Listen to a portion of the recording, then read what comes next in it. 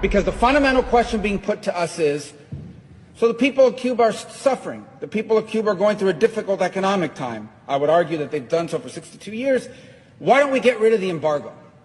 It would make life easier for them. And I want to address it. I want to address it especially to those that are not as familiar with this issue. First of all, let me begin by saying there are no American ships blockading Cuba, surrounding the island of Cuba. In fact, Cuba, frankly, does not have an embargo in the way people think. Cuba trades with the whole world. For example, Cuba every year exports $1.2 billion, which doesn't sound like a lot, but it's a lot for an island of 11 million people, okay? They export $461 million to China, $127 million to Spain, $65 million to the Netherlands, $64 million to Germany. This is not a country that's isolated. They trade with every country in the world. They export $5.3 billion a year. With Spain alone, they import, $1 billion from Spain.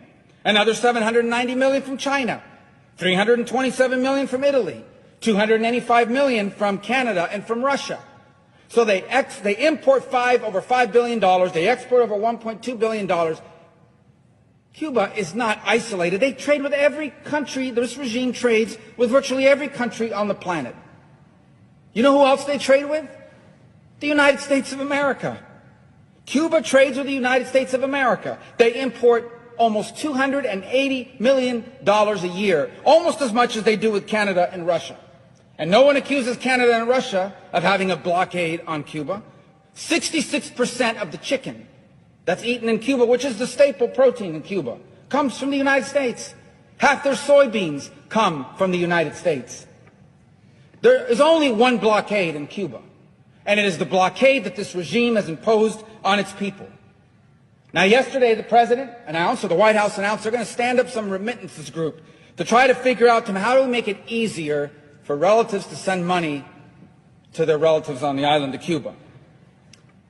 Well, that work group is going to not have a long time to meet. They're not going to have to meet for very long because U.S. law allows that now. It is not illegal to send money to your relatives in Cuba. The only thing that's prohibited is you can't send the money through this bank that the Cuban military set up in Panama. That's the only thing that's prohibited. And to the extent money can't reach the people of Cuba is because they refuse to allow anyone other than that bank to do these remittances. And by the way, they've prohibited depositing dollars. Here's how it works for them. You send your relative $100, they take 10% of it, then they take the dollars, they don't let them deposit it, they pocket the dollars, and they give them this worthless Cuban currency. So they have the dollars, so they can buy things for themselves and on the global market. So the blockade, to the extent that there's something that's preventing remittances directly to the Cuban people, it's not U.S. policy, it's regime policy. They're the ones that need a work group. How about this argument that there's a blockade on travel? If only more American tourists could go to Cuba. By the way, Cuba's already filled with Canadian tourists and Italian tourists that enjoy five-star accommodations. And I'll be frank, many of them go there, these sick, disgusting men that go there to hook up with a 16 or 17-year-old girl. But that said, they talk about travel to Cuba. Well, let me tell you something. Travel's allowed now. An American can go to Cuba. You just can't stay at a military-owned hotel or eat at a military-owned restaurant or shop at a military-owned store. You can stay at the private homes of people that rent them out on Airbnb. You can do that. You can eat at a restaurant that's owned by a private person. You can shop at stores that are owned by private people. The reason why they have nowhere to stay, nowhere to eat, and nowhere to shop is not U.S. policy. It's that the Cuban regime won't allow privately owned hotels, privately owned shops, privately owned stores. They won't allow it. Privately owned restaurants. They're the ones that have a blockade on travel, not the United States. What about medicine? That's another thing they put out there. This is so cruel. We don't allow medicine in. Do you know what the Cuban regime announced last week? This is what they announced on their national television. We are going to lift the ban on the importation of medicine. What?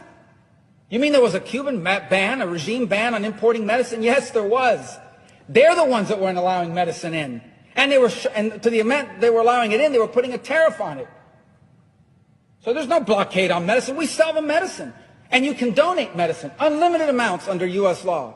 If there's a blockade on medicine, it's the regime's blockade. The other one I hear is the internet. I support the internet. Why don't we allow, I heard somebody say this to me yesterday, why don't we allow American companies to go and provide internet? Then they would have internet. It's the embargo. And these people don't know what they're talking about. They literally are just parroting stupid, ridiculous talking points. Because the law on the U.S. and trade with Cuba specifically exempts telecoms. AT&T, Verizon, Sprint, every American telecom can go into Cuba tomorrow and offer phone and internet service. You know why they can't? Not our law. It's the Cuban regime, because they want to control that. And you see a pattern here. Blockade on travel, blockade on private ownership of business, blockade on bringing in medicine, blockade on bringing in money. Why? Because the Cuban regime wants to control people. They don't want an individual Cuban to have a paycheck that they earn for themselves. They want what little you have to come from them, because if you don't do what they tell you, they can take it from you. That's what they want. They don't want you to have internet companies offered by AT&T and Sprint and Verizon and anybody else, because they want to be able to shut it off when you're saying things they don't like and things against them. Same with medicine. They use all of these things as a tool. It's hard to fathom because we live here, but they use all of it as a tool. You want medicine? Are you posting stuff on the internet? Are you saying things against the regime? Are you speaking out? Are you not participating in these acts of repudiation that we force people to do? Because if you don't, you're not going to get your medicine. And they certainly don't want the cash flowing around. They don't want independent ownership. They don't want the people of Cuba to have liberty. This is all about control. All about control. And by the way, in the law that codified the embargo, it has a clause that automatically triggers the end of the embargo. And you want to know what this tough standard is that's in the law? Free the political prisoners, free press, free and fair elections, multi-party elections. The regime does those three things, the embargo ends automatically. Automatically. There is no embargo on Cuba. There is an embargo on the Cuban regime, an embargo on the companies they own. Because what they wanted to do is they wanted to take the Obama opening, funnel all that money through their companies. People say their Spanish companies own hotels. They don't own the hotels in Cuba. The regime owns the hotels. These hotel chains that open in Cuba on the beaches, they don't even pay their employees. They pay the Cuban government. The Cuban government pays the employees. Control. So the bottom line is this. Anybody who stands up and says there's an embargo, there's a blockade by the United States and it's cruel and it's causing all these policies is one of two things. They don't know what they're talking about and they're just parroting some talking point, or they're liars. That's the only two options. This is not about an embargo. The people of Cuba did not take to the streets, did not have their head cracked open, did not have their kids arrested and put in jail. Mothers who tomorrow plan to march in Cuba because they don't know where their children are. Arrested, they don't know where their kids are. They broke into homes, they grabbed 16-year-old boys, they gave them a bat, they said you're going halfway across the country to beat people up in the street.